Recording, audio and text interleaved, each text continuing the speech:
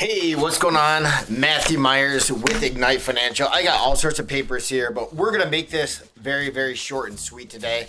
We're going to talk about 8 things that might surprise us in the markets for 2025.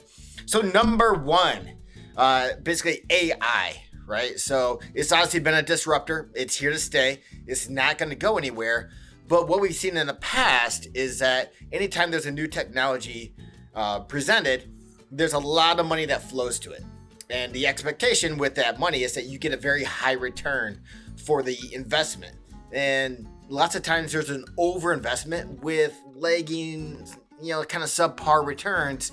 And we see a lot of money pull out of it at that point in time. So unless you've been hiding underneath the rock, you'll realize that, AI companies have been dominant players like Microsoft, Google, Amazon, Cisco, but also, there have been a bunch of AI marketers. There's been AI companies popping up left and right. If you're like me and you own a business, you're probably receiving emails all the time about how, this company can revolutionize the way you do business, AI this, AI that, right? Usually there's too much. And then once it pulls back, then rates start to normalize, returns start to normalize. So we could see a pullback in tech and the amount of money that's being spent on AI. Geopolitics, number 2, geopolitics.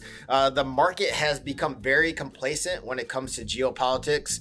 As there's a little bit of unsettlement in the Middle East, obviously we still have Ukraine, we still have Russia going on. We have tensions in relations in Asia with China and Taiwan and Vietnam. Obviously, the potential tariffs with Canada, Mexico. We have South Africa with the taking of land by the government. So there's been unrest all over the place, but the market has just kind of ignored that for the most part. So if that does boil up and become a bigger issue, that could be something that does surprise us.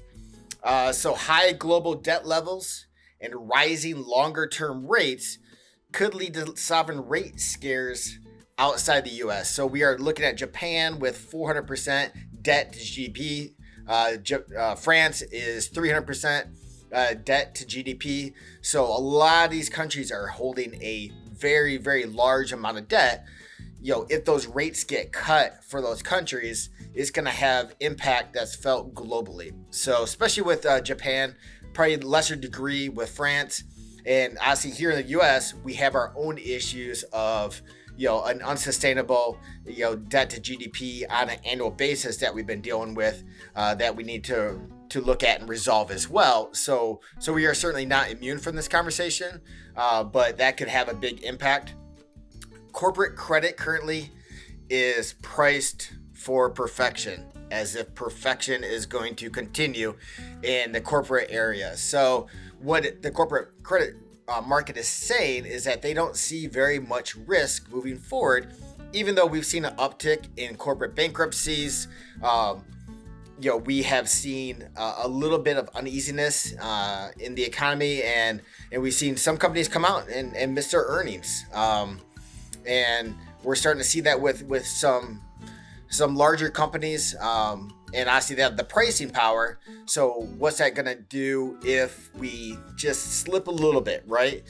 Maybe we don't have quite the consumer standing behind, the buying that they've been doing to kind of lift the economy up. What if CapEx spending gets pulled back because of high debt levels?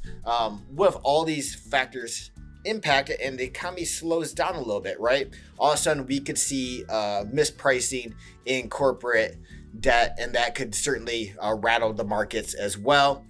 Economic growth, so it's reemerging economic growth fears that could dampen market sentiment. So right now, the optimism level is absolutely crazy. So one of the highest levels we've ever seen. So people just think the market's doing absolutely fantastic. Stock market's doing fantastic. Anytime you have that high of optimism, it doesn't take much to kind of bring people down, right? And it could just be a reality check that maybe things aren't quite as good as we expect them to be. And if that happens, we could see a correction in the stock market. We could see a comeback, right? So it's not all negative as far as what we're talking about. There are opportunities out there. We could see a comeback in energy. So oil got beat up last year. Everybody's talking about this oversupply. It actually was false. We had the biggest drawdown in crude oil in 5 years. And so there is obviously a mismatch between the price of crude oil and the actual demand for it at this point in time. If there is additional oil that's put into the marketplace, obviously that could change things. But right now, there is certainly a big upside for the energy market to see if things can kind of correct from where they were last year, where we saw energy not have a great year. Will Brazil outperform? So Brazil is a major player now. What they do impacts all the countries in South America, and obviously it impacts the world as well. But they are no longer just this smaller economy. They have a huge impact. What they saw last year was they saw a 20% decrease compared to the dollar. They saw the market in Brazil go down about 10.5%. Things were really mismanaged there from a government level. And what's going to happen in Brazil? Well, 2026 is an election. So if you're in power in Brazil and you want to stay in power, you are going to do everything that you can to try to correct the economy. Because if the economy is doing poorly, you are not going to get reelected. It's the economy, stupid. So we will see if Brazil takes a lot of steps to correct what's been going on there, and that can make things better. And then finally, the international tariff response, right? So what's going to happen? So obviously, if we take a look at the tariffs that everybody's kind of talking about, I have another video that I already did on that. Check it out.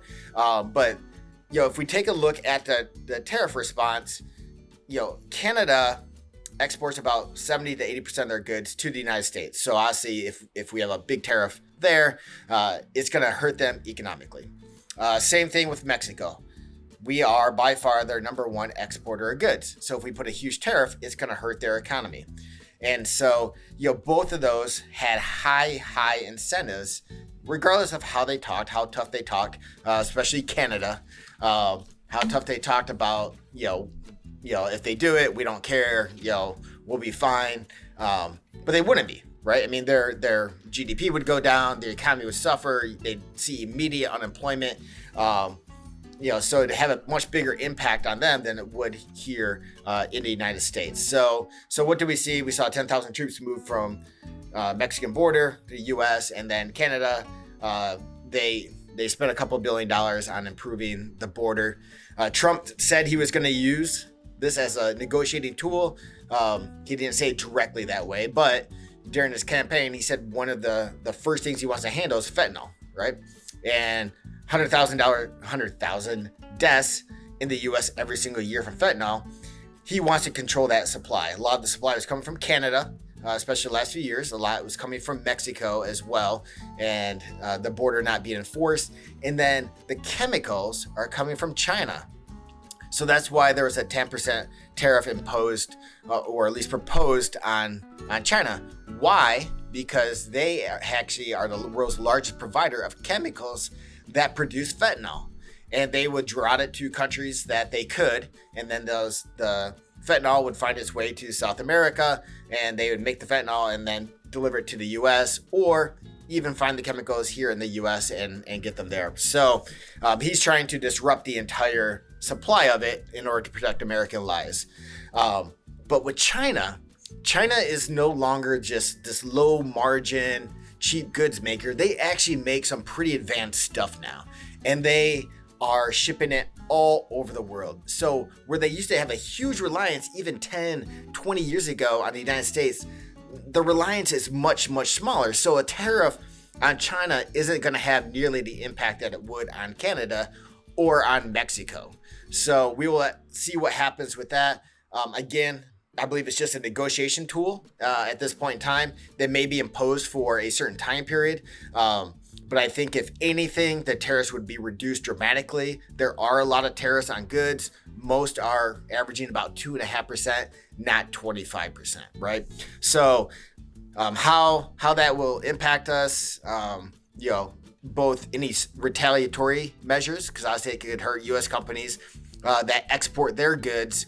If these countries say, hey, you put a tariff on us, we're going to put a tariff on you, and your cars now cost 25% more, right? Obviously, there's going to be much smaller demand for our vehicles relative to vehicles made inside that country if there's a 25% premium placed on them. So there we have it. What could surprise us in 2025 in the markets? Hope you guys have a great day. Talk to you soon.